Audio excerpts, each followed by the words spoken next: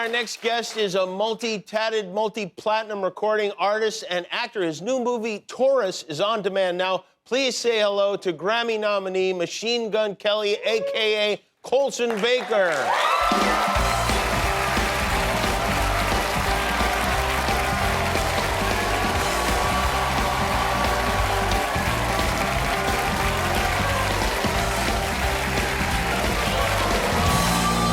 Good. Very good to see you. You know, I have to tell you something. This Colson Baker thing, you know, we've invested a lot of time, all of us, in getting to know you as Machine Gun Kelly. And now you're acting and you got, because I guess it's, I don't know, Lady Gaga, you're pulling the rock on us is what you're doing. Lady Gaga has, I think, 3 Oscars with the words Lady Gaga on them.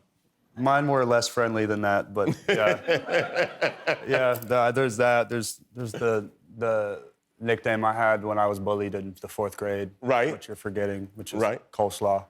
Coleslaw, yeah. Right. Coleslaw, by the way, as far as mean nicknames go, not that bad. Really, not too bad. You would be surprised how much that tormented me in my 8-year-old mind. I got Kimmels and Bits. That was the thing. It was a dog food commercial that went on. Good. It was Kimmels and Bits and Kimmels and Bits. I was like, all right. Yeah, I didn't like that either. I can understand that. But at least you got human food. Yeah. Hey, congratulations. I know you won an American Music Award. Thank you. You won Best Favorite Rock Artist for the 2nd year in a row. Yeah. And maybe best of all, maybe even better than the award itself, is you got to sit next to Lionel Richie at the show. And that's quite an ensemble you have. How pointy are those things? They kept everyone, so everyone I loved couldn't show me any of their love because... Yeah, it's good for social distancing, yeah, for sure. This is like the things they use to keep pigeons off the fence. For sure. You can also, you really put Lionel Richie in danger here. I mean, there's shish kebab Lionel's eye there. Yeah. I feel like when we walked in, because none of us like accounted for like having to sit down when we were like, oh, let's make this crazy suit. And we all, I feel like the award show was delayed 5 minutes just because the staff, like we got to the seat and the staff was like, and they looked at the seat and then they looked at my outfit and then they looked at my seat and then they looked at my outfit and they were like, I don't know, just figure it out. And so like it took me all this time. And then I saw Lionel Richie coming. I was like, I saw an empty seat next to me and I was like, please don't make this man sit next to this stupid suit. And he came over and he sat down and like, he like inspected it and touched it. Yeah, and then we were so close. I was scared to clap for Wayne Brady. So every time he made a joke, I just looked like I was unentertained. But it was just because I didn't want to impale Lionel Richie. Yeah, right. You remember the Hello music video? Or are you too young for that? Yeah. Where he was, is that my? The blind woman was touching his face. Yeah, it could have been both. Yeah. It reminds me of like Barney and Game of Thrones torture chamber or something. Yeah, with a little like Sonic the Hedgehog thrown in there for good measure. Did you seek any advice from Lionel, or did you guys just say hello? It was hard to get past the 2 feet iron spikes. Did you ask Lionel if he would sing at your wedding? Because that's a great opportunity, a great idea right there. I think now that we have that bond. Yeah, maybe so. You, last time you were here, I think you and Megan Fox had just become engaged, and you're still engaged. You are, I assume, in the planning stages, wedding-wise? Yeah, I'm just kind of like certifying my homeliness. What do you mean, homeliness? You're a very attractive man. Thank you, you are too.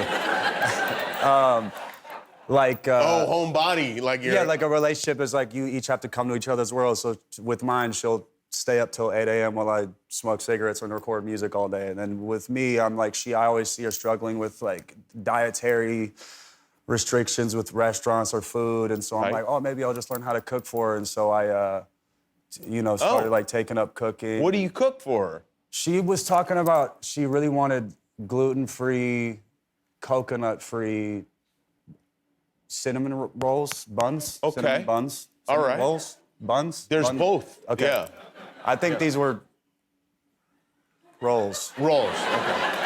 And so I got the recipe down. I went to the store, got all the ingredients, and I'm making this huge commitment of cinnamon rolls, and then I get to the part in the instructions where I like put them on a baking sheet. And we just moved in this new house, and I didn't get baking sheets or like like staplers or like other things that you just don't think about. You don't need staplers for cinnamon rolls. Okay. I just want to tell you. I'm just thinking of like home objects. Something has gone wrong in the recipe if you're. And so I go like, oh man, I don't have a baking sheet. So I'm trying to think of who my neighbors are, and we just discovered a new neighbor of ours because we heard music one day, and my daughter was like, who lives across the street? I was like, I don't know. They just said they moved in, and so me, Megan, and my daughter went over and knocked on the door, and like Michael B. Jordan answers in like a bathing suit and like dripping wet in water, like, what's up, man? And I'm like, dude, wait, you're my neighbor. That's crazy. So that popped in my head, and I was like, oh, I should just hit Michael B. Jordan up and ask for a baking sheet. And Did you do that? yeah, so I called him, and he ignored the call and texted me and said, what's up, bro? I'm on set, like, everything good? And I was like, nah, I'm trying to make Megan these cinnamon rolls. If you have a baking sheet. And he's like, I'm not there, but, you know, somebody is in my house, like, just go get the baking sheet. And so we went and got the baking sheet, and then I made the cinnamon rolls, and then I presented the cinnamon rolls. They're gluten-free, coconut-free, whatever else free, all the free. And she eats the cinnamon roll. She goes, wow, this is really good. I eat the cinnamon roll. I go, this is so bad. Oh. Yeah. And so she's like, I'm gonna take the kids to go, you know, to the grocery store or something like that. So by the time she gets back, I'm so ashamed of my cinnamon rolls that I throw them all away. Oh. And then she comes back, and then all the kids come back, and everyone's like, yes, where are these delicious cinnamon rolls we've heard about? And they're in the garbage. They're in the garbage, and I still to this day, like anytime someone brings up, like even if they start the word cinnamon, I'm like. Was Megan upset with you for throwing away? She's still upset, even when we reviewed, like, oh, maybe I should talk about the cinnamon rolls. Like, well, this is it's greeted with like. You know what? I think that's a sign that you made some really good cinnamon rolls. And my last name is Baker. So and your last name is Baker, so it's just like in your blood. Yeah. You, now I know you made this movie, Taurus, and it is a semi-autobiographical movie. Tell us just a little bit about it, because I'm curious to know what you're up to here. I think it's gee, that's a big one. Yeah. Give me the word. Yeah, just you know, semi-autobiographical. I had a little trouble with it, too. In the sense of the lifestyle and almost the name, the image, etc. But it's the last week that a musician's alive, and it's kind of like it's this haunting tale. But it's actually one of hope. The character I play is, on one hand,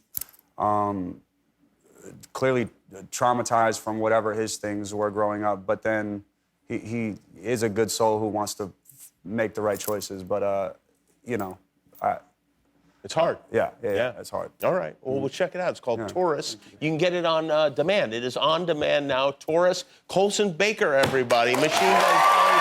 Call him whatever you want. Thanks, Colson. Good to see you. We'll be back with the Linda